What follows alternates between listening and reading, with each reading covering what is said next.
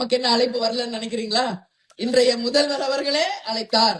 Sofa செட்டுல, பீரோல, லாக்கரே வந்தா கூட தேமுதிக தன் நிலையில இருந்து மாறாங்க. இந்த வீடியோ பாத்தீங்கல்ல, இதை விட என்ன வேணும்? தாவேக அரசு வந்து குதிரை பேரம் நடத்துகிறது அப்படிங்கிறதுக்கான சாட்சி வேற என்ன வேணும்? திருமதி பிரேமலதா விஜயகாந்த் ஓபன் மீட்டிங்ல சொல்றாங்க, சிஎம் ஜோசப் விஜய் என்கிட்ட பேசினாரு, சோஃபா செட் இல்ல, லாக்கரே வந்தா கூட நாங்க வந்து இந்த மாதிரி ஒரு முடிவு எடுக்க மாட்டோம், அடுத்த கூட்டணிக்கு போறது, ஒரு இடத்துல நின்று ஜெயிச்சுட்டு இன்னொரு இடத்துல போறதா அப்படிங்கறத ஓப்பனா கேட்கறாங்க.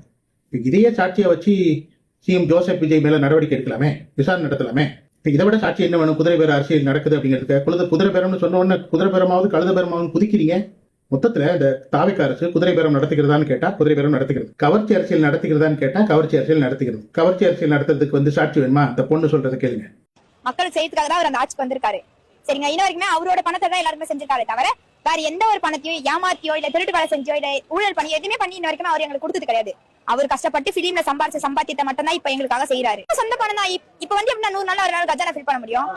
கரெக்டா தப்பா? 100 நாள் யாராலையும் வந்து கஜானா ஃபில் பண்ண முடியாது. அப்படி இருக்கும்போது அவரோட சொந்த பணத்தை தான் நமக்கு செய்யறாரு. இது வரைக்கும் அவர் ஒரு பைசா தொடர. ஆமாண்ணா, யாரால செய்ய முடியும்? இது வரைக்கும் வந்து எந்த கட்சியாச்சும் அவங்க லேண்ட வித்து மக்களுக்கு செஞ்சாங்க? சொல்லுங்க பாக்கலாம். இந்த வீடியோல அந்த பொண்ணு என்ன சொல்லுதுன்னா, சிஎம் ஜோசப் விஜய் தன்னுடைய சொந்த பணத்தை கொண்டுதான் தமிழக அரசை நடத்துகிறார்.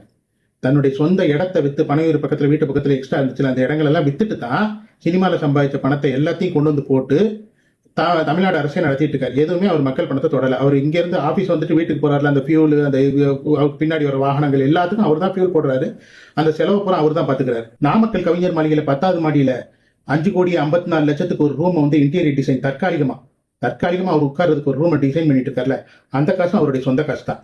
அடுத்து திருப்பி இந்த கார் கொடுக்குறேன்னு சொன்னாரு எம்எல்ஏக்களுக்கு, அதுவும் அவருடைய சொந்த காசு தான். மக்களுக்கு வந்து விவசாய தள்ளுபடி கொடுத்தாரு ஒரு 75,000 வரைக்கும், அதுவும் அவருடைய சொந்த காசு தான். ஆக மொத்தம் எதுவுமே அவர் மக்கள் பணத்தை தொடாம தன்னுடைய சொந்த சினிமாவில் சம்பாதிச்ச சொந்த பணத்தை கொண்டு தான் மக்களுக்கு வந்து நல்லது செஞ்சுட்டு இருக்காரு, தமிழ்நாடு அரசியல் நடத்திட்டு இருக்காரு. ஸோ இதுக்கு பேர் தான் கவர்ச்சி அரசியல். அதாவது மக்களை ஒரு போலியா ஒரு விஷயத்த சொல்லி போலியான வாக்குறுதிகளை கொடுத்து ஆட்சியை பிடிச்சி பதவியை உட்கார்ந்து அதை பிடிக்கிறதுக்கு பேர் தான் கவர்ச்சி அரசியல். கவர்ச்சி அரசியல் சொன்னா என்ன தப்பு?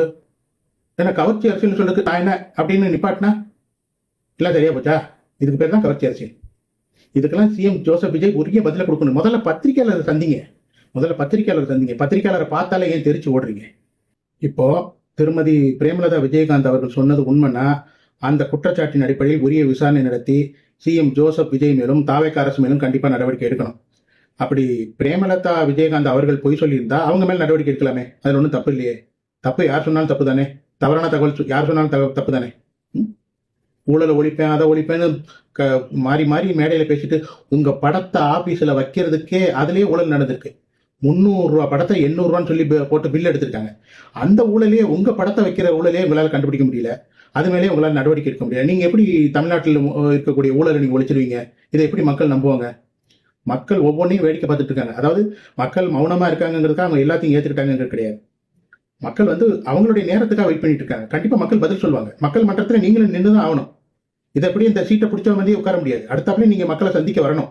அன்னைக்கு மக்கள் மன்றத்தை நீங்க எதிர்கொள்ளணும். பத்திரிகையாளர்கள் நீங்க எதிர்கொண்டுதான் ஆகணும். அன்னைக்கு மக்களுக்கு எல்லா விஷயங்களும் தெளிவா தெரியும், எல்லா உண்மைகளும் வெளியே வரும்.